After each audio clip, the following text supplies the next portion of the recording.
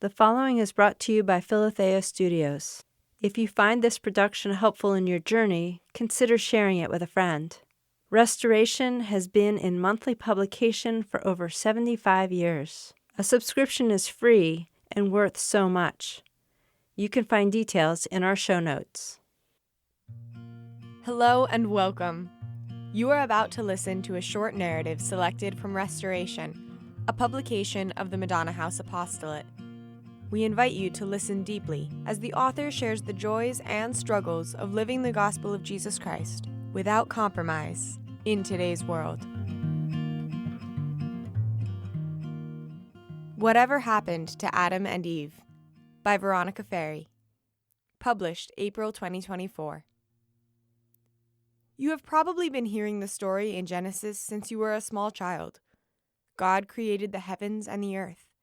He filled the earth with plants and every living creature. Then he created man and woman and placed them in the earthly paradise prepared for them.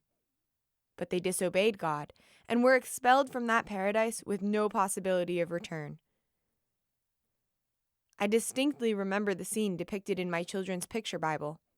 An angel with fiery eyes points a flaming sword at the grieving, despairing couple as they leave the garden and journey into a barren wasteland. It haunted me.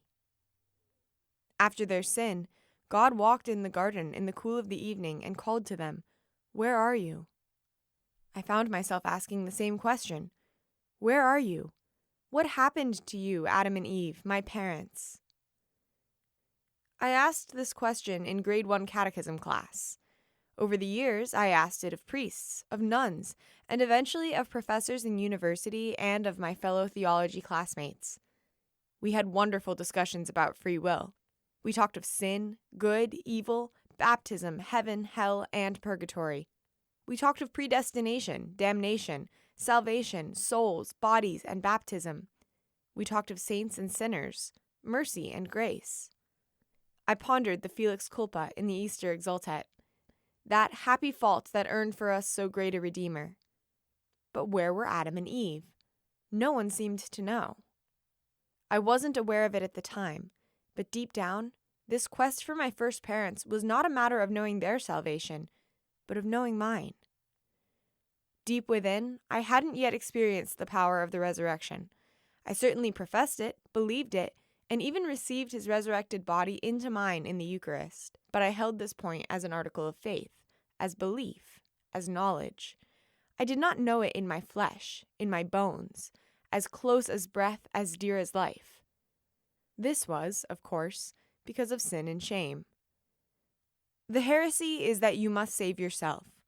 The heresy is that unless you are pure, the most pure one will not approach you. Do you believe that too? Do you believe that if you finally behaved, you would be acceptable? Do you think that maybe if you would just be good, he could save you? I don't think we would actually say that out loud, but isn't that what many of us think? Now that I've gone to confession, now that I'm all cleaned up, he will love me. This is not our faith. The Lord himself says, "It is not the healthy who need a physician, but the sick." How right the Pharisees were in accusing Jesus. This man welcomes sinners and eats with them. Jesus welcomes us sinners in the confessional before we are purified, while we are yet sinners. It is his love that cleans us, his welcome that purifies us. After all, he loved us first. When I came to Madonna House 15 years ago, I had 2 healing encounters with the divine physician. Let me tell you about them. Hope from the East. I met an iconographer at Madonna House named Joan Bryant. She had nearly completed a giant icon of the harrowing of hell when she died in a car accident. The unfinished icon was displayed for a few weeks in our auditorium where it could be viewed. One day, I found myself alone and eye to eye with that enormous icon. I was transfixed. I stared and stared. The icon depicts Christ's triumphal descent into hell. He is in the center, grasping with each of his hands the wrists of our first parents, Adam and Eve. Beneath his feet are the trampled gates of hell and the shattered chains of death. In that place, Christ's stance is sure-footed. He fills the scene and dominates the entire space. He has a firm grip on their wrists, not their hands. He is doing the work of Savior. He is conqueror. His face is severe, terrible, tender, determined, and unstoppable. His gaze turns outward and meets the gaze of the viewer.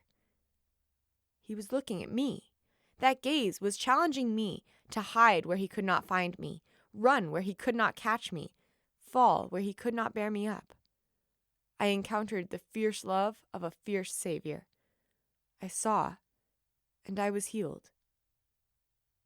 Hope from the West. On my first Holy Saturday at Madonna House, I came to Lauds, our common morning prayer prayed from the breviary. As usual, someone read the excerpt from the Office of Readings for the day. On Holy Saturday, it was taken from an ancient homily by an unknown 2nd century author. Granted, it was morning, and I was still a little sleepy, but as soon as the reader began, I was startled into alertness. This is what I heard. Something strange is happening. There is a great silence on earth today, a great silence and stillness.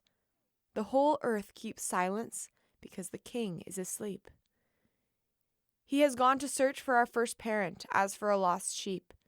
Greatly desiring to visit those who live in darkness and in the shadow of death, he has gone to free from sorrow the captives Adam and Eve, he who is both God and the Son of Eve. The Lord approached them bearing the cross, the weapon that had won him the victory. At the sight of him, Adam, the first man he had created, struck his breast in terror and cried out to everyone, "My Lord be with you all." Christ answered him, "And with your spirit." He took him by the hand and raised him up, saying, "Awake, O sleeper, and rise from the dead, and Christ will give you light. I am your God, who for your sake have become your Son. Out of love for you and your descendants, I now by my own authority command all who are held in bondage to come forth, all who are in darkness to be enlightened, all who are sleeping to arise. I order you, O sleeper, to awake. I did not create you to be held a prisoner in hell. Rise from the dead, for I am the life of the dead. Rise up, work of my hands, you who were created in my image. Rise, let us leave this place, for you are in me and I in you. Together we form one person and cannot be separated. For your sake, I, your God, became your son. I, the Lord, took the form of a slave. I, whose home is above the heavens, descended to the earth and beneath the earth.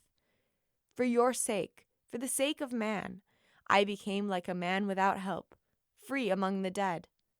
For the sake of you who left the garden, I was betrayed to the Jews in a garden, and I was crucified in a garden. Rise, let us leave this place. The enemy led you out of the earthly paradise.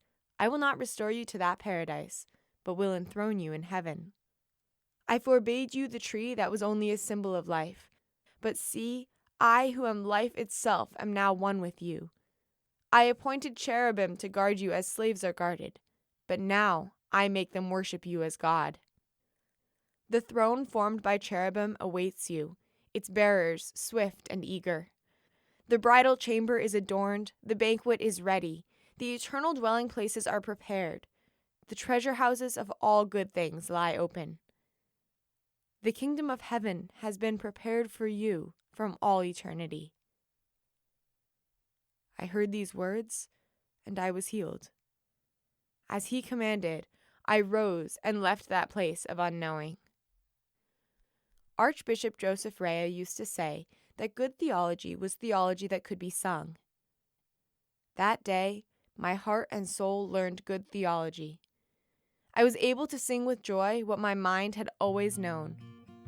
I know that my Redeemer lives, and on the last day, I shall rise again.